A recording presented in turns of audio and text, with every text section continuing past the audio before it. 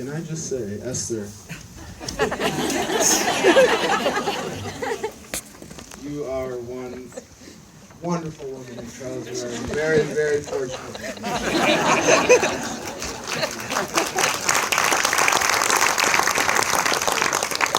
So, I mean, there's a few of you up here, maybe can be answered by committee, but Charles, how did you come to meet Scott, and why were you willing to share your story with him?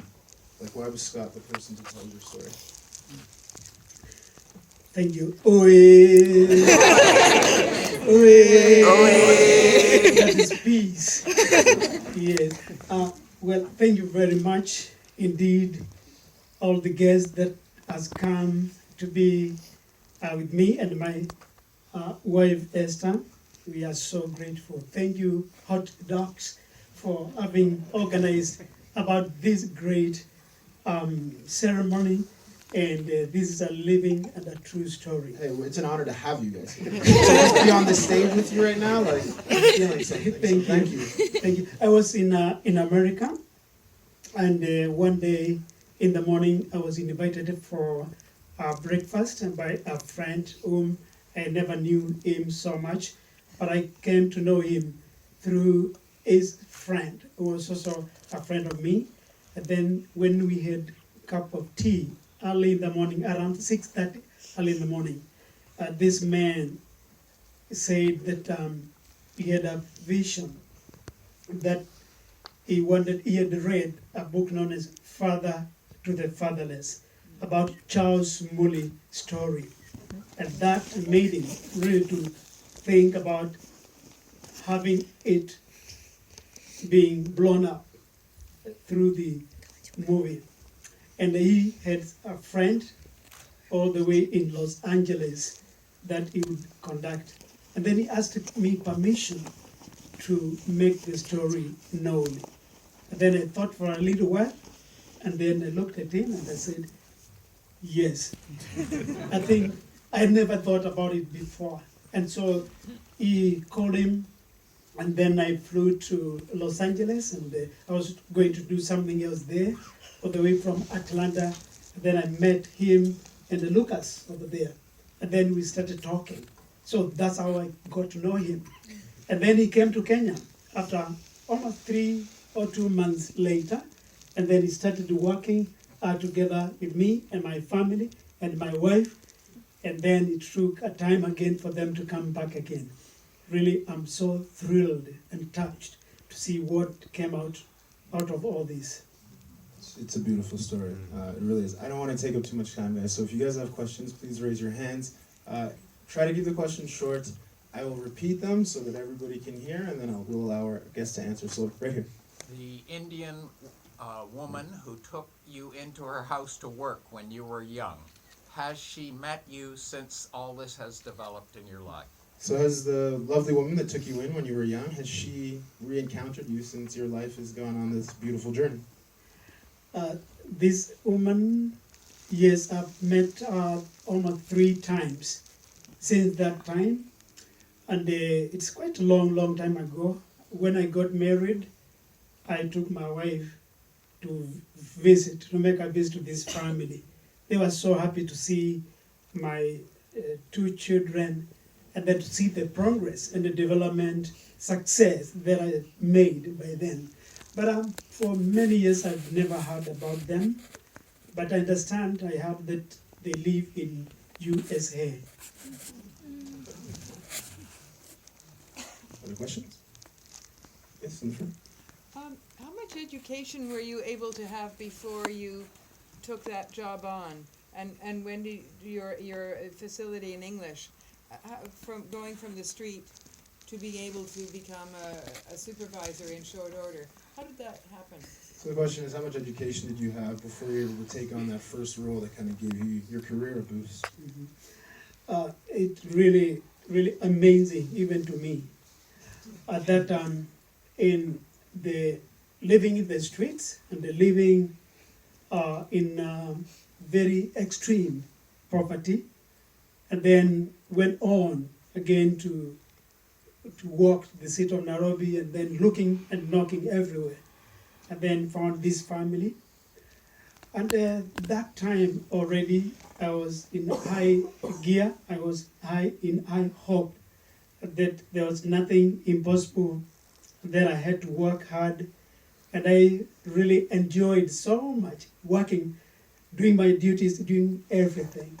And through that, I also believe that God had a purpose in my life. And whatever I touched, through hard work, and again a lot of challenges and failures, I became successful. And one thing you may want to know is that education was not close to me because I had not that opportunity. But through correspondence courses, through British correspondence courses, and through London, then I was able to acquire skills and education on business management, administration, on accounting, and Bible, because I loved God. And therefore, I kept on studying more and more. And then at the end, then there was no more time to study. But I got education out of the street, in the world, until now. They call me Dr. Mully. Why? It's because I have 2 PhD. Let's give him a round of applause. Do you have one? That should be your mic drop moment. I have none. Right, but you can have it one day, so don't give up. You know what, Scott, I thought I'd direct a question to you, particularly as the director. Can you maybe talk about the artistic choices that you made in kind of presenting this film, and the style, specifically? Yeah, Charles and Esther did, one of the, the blessings we found out halfway through filming was Charles had documented 400 hours of his life before MCF was built, and as obviously some of the footage is in the movie. What I really wanted to do is I wanted to keep it close to home in terms of the family. I felt like the story told from, if you get further removed from these two, it's almost unbelievable the things that are happening. So the family members, all the children have been there the whole time. And I didn't know how to really tell the story as a boy because there was no archive footage at that time. And so I knew I had to do some reimaginations, recreations, if you will, which I've never been a fan of in documentaries. So it was a very tricky thing for me to dive into. And then I knew I needed somebody to play Charles Mully. And we auditioned a bunch of people at MCF, a lot of the older children, and it was, I remember going to Alyssa and Lucas, and it was one of those moments as a director where you don't know what you're going to do. I said I had to go to Charles and ask him to play himself. It's like I felt nervous, like it was like the hardest casting moment I'll ever have. Because he's not only he's never acted before. Obviously he's a great actor, which I don't know what he can't do. But he's running this whole operation. All these children are calling him dad, and then I needed to get Esther to be an actress. So it was like the biggest ask of my life. So I just felt that there would be a nice blend of, he's telling the truth. This is his life, and who can do it better than him? And they were both amazing actors. So I'm just eternally grateful for both of them. Definitely. Yeah, I'm curious to know how you organize all these kids. So hold on, you know what? We haven't heard from Esther yet. I really want to hear from Esther because you are our hero in this film. You are too. But Esther is kind of like, I'm in awe right now. So talk to us about this whole process. Talk to us about your husband bringing these kids from the street into your home. And you've already had kids, and how you organize them and how you kind of had to play mom all over again to a bunch of kids you didn't even know. Oh, thank you very much. I'm happy to be here. I'm happy to see you coming to see the movie. And it is not easy to organize the children. They're a big number like that. But it is easy if you have love in your heart. The love can make all people to be together because I love those children. And also I grow in poverty. I grow in a place where I didn't see people who love other people. And when I was young, I used to help old people in the village, taking out the jiggers, and they loved me very much when I was a little girl. And when I was married, my husband, there were 10 in the family. Then I start taking care for the children from my brother-in-laws, the little one, and I used to cook for them. And I noticed that God was preparing me for the big family. And that's why I love them, I organize them, and I know them by the names. And when some run away, I noticed there's some children who are missing. So not me, but God.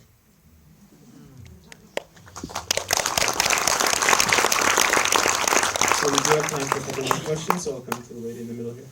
Yes, I'm curious about what kind of help you had when you actually took on the job of a number of sophisticated water purification systems, building a bridge, building houses, and the agricultural component, all of which is, pretty sophisticated things. So how did that all happen? So, Charles, can you maybe talk to us about the type of support you had to kind of build these sophisticated projects? They are fairly sophisticated. And I know you have 2 PhDs. Well, many people, when they come to Mully Children's Family, when they see that, they keep on having those questions. But one thing is that I learned also when I was young, as I grew, is that God gave me a lot of talents in many ways. I'm a designer, I'm an engineer, I'm a doctor, I'm a farmer, I'm an entrepreneur, I'm a preacher, everything, so much. And those are very special gifts from Him who gives those gifts to mankind. And therefore, through the knowledge that I acquired through business, I was able to use it again to develop and to make Mully Children's Family, this kind of a program, become a model, not only in our country, Kenya, but in Africa and all over the world. This is an evidence of how many people keep on coming from America, from Canada, from Africa, many countries, to see and also to learn. I never had anybody coming to design for me or to plan for me, but only that God, I give the praise and I give the honor and the glory to Him who gives the wisdom and the knowledge. But you're incredible too. I'll give you the last question, sir. Has Kenya government been involved in your project? Has the Kenyan government been involved in any of your projects? Thank you so much. The Kenyan government is so much involved. It is involved in terms of moral support. It is it is so much involved in organizing people to come to visit from government schools and administrations, within the government. They come from time to time, but not on monetary, not on funds, not on finances. So before you guys leave us today, I've got a question for you, Charles, for you, Esther, and for you, Scott. Charles, what are you most proud of? You have a laundry list of accomplishments in your life. I'd like to know what you're most proud of. But before you answer, and then Esther, as you see your husband up here standing in front of our Toronto audience today, what that he has accomplished are you most proud of? In terms of you've been on this journey with him, what are you most proud of him for? And then Scott, you're a catalyst in sharing this with us. I'd like to know the same for you. What are you most proud of in this whole experience? You can go first. You can go first. Me? Yeah. Go last? We're gonna go last? Oh, no, I want Esther to go last. Okay. Esther's like... I'd like Scott to go next, and Esther can take us home. So I talk about him? No, I want you. I want you, 2 PhDs and all these accomplishments. I want you, as you see this audience, what are you most proud of that you've accomplished? What are you most proud of? Thank you. Well, one of the greatest really thing and accomplishment that I can really, from now and even toward the end of my life, is the transformation of the lives of the young little kid, big boys, big girls, street mothers, the very poor, of the hopeless, of the poor, and the hopeless people in our society, in Africa, and many other parts of the world, being transformed.